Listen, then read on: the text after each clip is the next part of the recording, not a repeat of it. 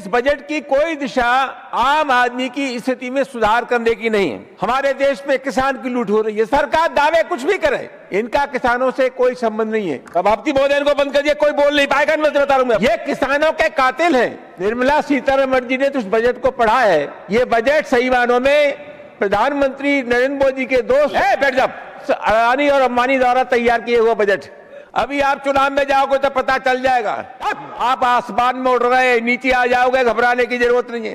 प्रधानमंत्री नरेंद्र मोदी ने अमेरिका के सामने समर्पण किया एक पक्षी। इस देश को आप लोग बेच रहे हो, देश की प्रतिष्ठा को बेच रहे हो। सभापति जी, ये सरकार इसी बात पर खुश है कि बहुत बड़ी दौलत का बजट हमने प्रस्तुत किया है, 53,47,315 करोड़ रुपए का। सभापति जी, महत्वपूर्ण ये नहीं है कि हम कितने चले हैं, उससे ज्यादा महत्वपूर्ण यह कि हम किस दिशा में चले हैं। किसी व्यक्ति को अगर अपनी मंजिल पता न हो, और मैं समझता हूं जहां तक इस बजट का सवाल है, बजट की दिशा होनी चाहिए कि वो बजट गांव की तरफ चला है, गरीब की तरफ चला है, जो बेबस और बेसहारा लोग हैं उनकी तरफ चला है। इस बजट की कोई दिशा आम आदमी की स्थिति में सुधार करने की नहीं है, जिसके चलते सभापति में महोदय मैं कह सकता हूं कि ये जन विरोधी बजट। सबसे बड़ा सवाल तो यह है कि इस देश में और खासतौर से बजट में कृषि की उपेक्षा हुई है। सभापति महोदय, कृषि इनकी प्राथमिकता में शामिल नहीं है। अभी भी देश में सबसे अधिक रोजगार देने वाला क्षेत्र कृषि है।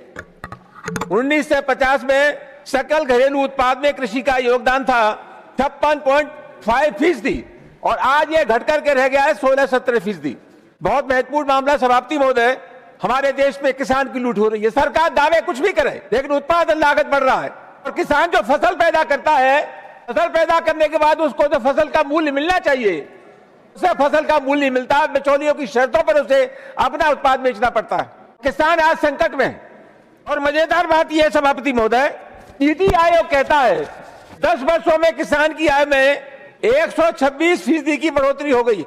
ये कौन सी गलतफहमी का शिकार है सभापति महोदय? अभी जो महाराष्ट्र से खबरें आई हैं, उन महाराष्ट्र की खबरों में पूर्वी महाराष्ट्र का जो यवतमाल जिला है, जनवरी महीने में उसमें 21 किसानों ने आत्महत्या की है। इधर क्षेत्र में 10 जिलों में 1567 किसानों ने आत्महत्या की है। इनका किसानों से कोई संबंध नहीं है। ये किसानों के कातिल हैं। और सही मानों में सभापति महोदय, निर्मला सीतारमण जी ने तो इस बजट को पढ़ा है। ये बजट सही मानों में प्रधानमंत्री नरेंद्र मोदी के दोस्त अडानी और अंबानी द्वारा तैयार किए हुए बजट। शर्माएदारों के अलावा इसमें कुछ नहीं है सभापति महोदय। शब्द का सही, ये पूंजीपतियों के हाथ बिके हुए लोग हैं। शर्मा क्यों रहे हैं सर? ये सभापति महोदय, इनको दिक्कत क्या सही बात सुनने में? आप विषय पर बोलिए और शब्द संयम के साथ। सभापति महोदय, मुझे आपका सनक छिड़िए, इनको बंद करिए। सभापति महोदय, किसान ने बहुत मेहनत करके, आप पीठ को देखकर बोले, बैठ जाओ, आप पीठ को देख के बोले, आपस में नहीं। सुमन साहब, आप गंभीर आदमी, आप लोग बैठ जाओ, आप लोग बैठ जाओ, आप अपनी बोलते रहिए। आप बैठ जाइए, आप बैठ जाइए, अपनी बात कहने दीजिए। आप सभापति महोदय, किसानों ने बहुत मेहनत करके इस देश को आत्मनिर्भर बनाया, अपने पैरों पर खड़ा किया। आज स्थिति क्या है सभापति महोदय?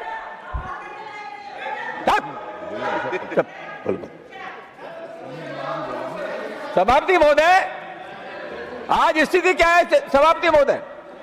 किसान ने पैदा किया, इस देश को आत्मनिर्भर आया खाद्यान्न के क्षेत्र में, लेकिन हमारे देश में खाद्यान्न के रखने का कोई भंडार नहीं है। चीन, अमेरिका, ब्राजील, यहाँ जो उत्पादन होता है उससे कई ज्यादा क्षमता के भंडार हैं। और हमारे देश में सभापति महोदय 90,000 करोड़ रुपए का खाद्यान्न हर साल नष्ट होता है। किसान की मेहनत की कमाई को भी ये सुरक्षित नहीं रख पा रहे सभापति महोदय। सभापति महोदय, ये जो अभी चिल्ला रहे थे, मैं इससे कहना चाहूंगा सरकार, सभापति महोदय, ये मेरा आंकड़ा नहीं है। भारत सरकार ने इसी सदन में बताया है दिसंबर 2025 में कि हिंदुस्तान के किसान पर 31.5 लाख करोड़ रुपए का कर्जा है। मतलब हिंदुस्तान का किसान 1,80,000 करोड़ रुपए का कर्जदार है। सभापति महोदय, इनकी शर्माएदारों से दोस्ती है। जो आंकड़ा आपके पास, ये कॉर्पोरेट हाउसेस का तो कर्जा माफ कर देते हैं, उनको न्याय देते हैं, लेकिन किसानों के कर्जे माफ करने के लिए कोई चिंता नहीं। सभापति महोदय, मैं मांग करना चाहूंगा, इस देश के अगर किसान को बचाना है तो सरकार किसानों के कर्जों को माफ करे। इसके अलावा किसानों की हालत सुधारने का और कोई विकल्प नहीं है। सभापति महोदय, इनको बंद करिए, कोई बोल नहीं पाएगा। मैं बता रहा हूं आपको। नहीं, आप ऐसे चेतावनी नहीं दी, आप पीठ को संबोधित करिए। सभापति महोदय, आप ये इधर देख असत्य के बोलने में, झूठ बोलने में बहुत माहिर हैं। ये शब्द राष्ट्रीय निकाल दिया स्वास्थ्य जाएगा। नीति, आप जो संसदीय शब्द नहीं होगा वो निकाल दिया राष्ट्रीय स्वास्थ्य नीति 2017 के मुताबिक इन्होंने कहा कि 2025 तक सार्वजनिक स्वास्थ्य व्यय को सकल घरेलू उत्पाद का 2.5 पर तक ले जाएंगे, लेकिन वर्तमान में ये दर 1.9 है। स्वास्थ्य सेवाओं का हमारे देश में बुरा हाल है। समाप्ति महोदय, आम आदमी के बीमार होने के बाद उसकी बीमारी का कोई इलाज हमारे देश में नहीं। अभी सरकार ने एम्स के लिए 5,500 करोड़ रुपए का प्रावधान किया, लेकिन इनकी सबसे ज्यादा महत्वाकांक्षी योजना है आयुष्मान भारत। उनके लिए सिर्फ और सिर्फ 4,200 करोड़ रुपए का प्रावधान किया। समाप्ति महोदय, ये लोग बड़ी भारी गलतफहमी के शिकार हैं। ये कागजों से सरकार को चलाना चाहते हैं। जल जीवन मिशन, समाप्ति महोदय, 2000 जल जीवन मिशन शुरू हुआ 2019 में, और उन्होंने कहा कि 2024 तक ग्रामीण अंचल में हम साफ स्वस्थ पानी का इंतजाम करा देंगे। हर घर में जल पहुंच जाएगा। 2025-26 में 67,000 करोड़ रुपए का इन्होंने आवंटन किया जल जीवन मिशन के लिए, और खर्च किया सिर्फ 17,000 करोड़ रुपए। अभी आप चुनाव में जाओगे तो पता चल जाएगा, एक बूंद पानी का नहीं है।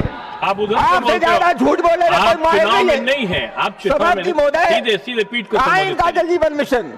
और मैं आपके मार्फत समाप्ति महोदय निवेदन करना चाहूंगा।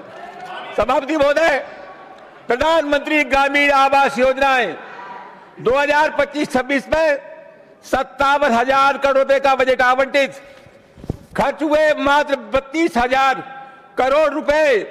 और इस साल ये जो बजट है प्रधानमंत्री ग्रामीण आवास योजना का, वो सिर्फ 54,000 करोड़ रुपए है।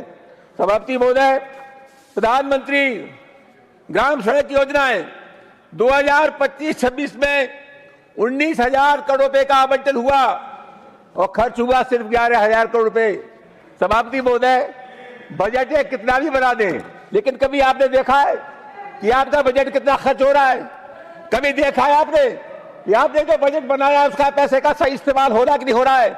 आप आसमान में उड़ रहे हैं, नीचे आ जाओगे, घबराने की जरूरत नहीं है। कोई इनका दृष्टिकोण व्यावहारिक नहीं है। समाप्ति महोदय, एक ही निवेदन आपके मार्फत करना चाहूंगा। योजनाएं बनाना और उन पर धन आवंटित करना यही काफी नहीं है। यह देखना भी बहुत आवश्यक है कि उस धन का सही इस्तेमाल हो रहा है कि नहीं हो रहा है। पैसा ये खर्च करते नहीं योजना पे, फर्जी आंकड़े बताते हैं। समाप्ति महोदय, मैं आपके मार्फत निवेदन करना चाहूंगा, इनको ये समझ लेना चाहिए कि राज्य इश्तारों से नहीं चलता।